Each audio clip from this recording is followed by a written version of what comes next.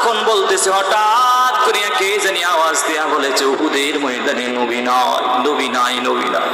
বেলাল আযান বন্ধ করিয়া উহুদের ময়দানের দিকে রওনা হয়ে গেল। অন্য সাহাবারা বলতেছে বেলাল আযান দিবা না? বলে না না না, আমি আর আযান দিব না। কেন আযান দিবা না? বলে আমার মায়ার নবী যদি না থাকে আমি আর আযান দিয়ে কি লাভ? আমার নবী যদি দুনিয়া থেকে বিদায় হয়ে যায় আমি আর আযান দিব না, দিব না।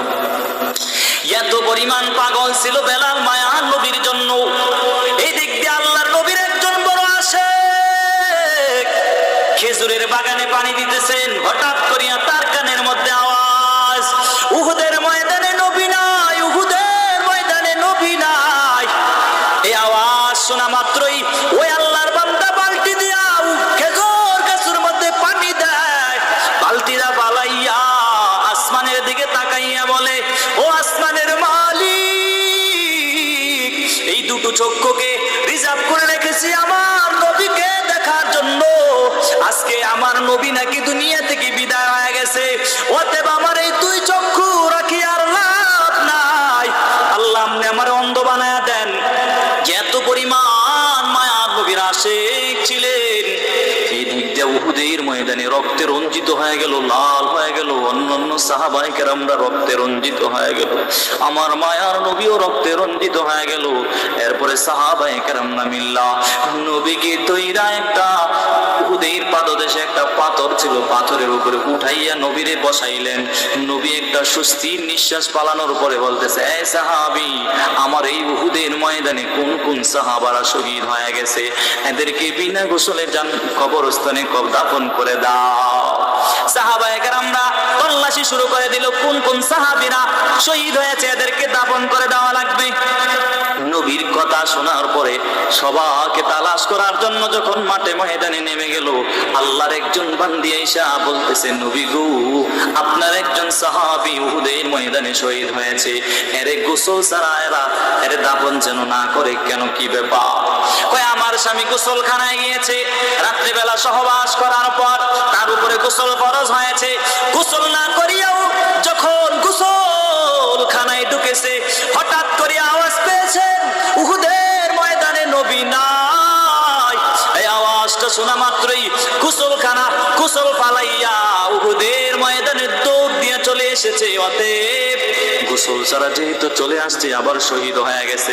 নবী গো, আমার এই আপনার এই সাহাবীকে গোসল ব্যতীত কবরস্থানে দাফন করবেন না।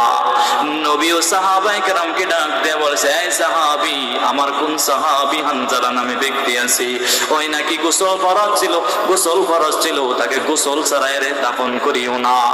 এই কথা বলার পর আল্লাহ তাআলা জিবরাইলকে পাঠিয়ে দিয়ে বলে নবী, আপনার এই হানজালা সাহাবীর আর গোসল করার দরকার নাই।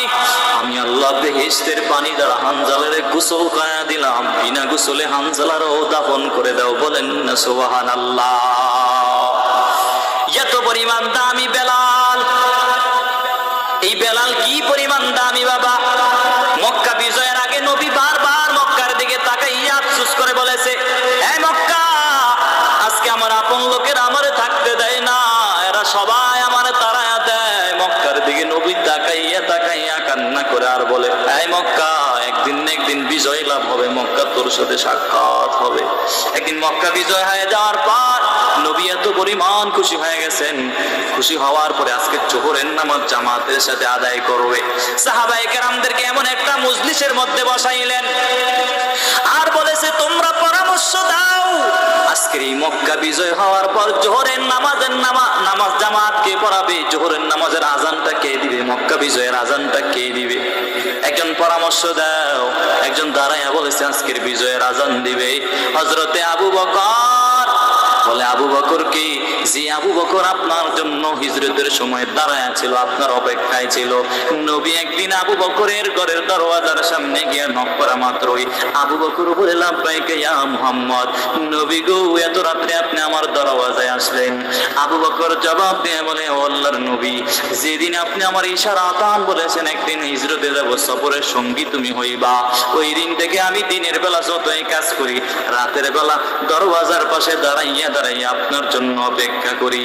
নবী গো শুধু শুধু আমি অপেক্ষা করি তাই না, আমার মেয়ে আসমাও আপনার জন্য অপেক্ষা করে, বলে তাই নাকি? আল্লাহর নবী এত কিছু শোনার পর আল্লাহর কাছে হাত তুলে দোয়া করেছে, ও দয়ার মালিক, আপনার এই যে আল্লাহর বান্দা এত এমন কি ত্যাগ মানুষ মানুষের জন্য করতে পারে নাকি? আল্লাহ গো, আবু বকরের সফরটা মক্কা থেকে মদিনায় পর্যন্ত হতে পারে না, আল্লাহ আপনি তাকে জান্নাত পর্যন্ত আবু বকরের সফরটা করে দেন, এমন করে নবী তার জন্য দোয়া করেছেন। নবী গো, আজকে বিজয়ের আযান দিবে আবু বকর।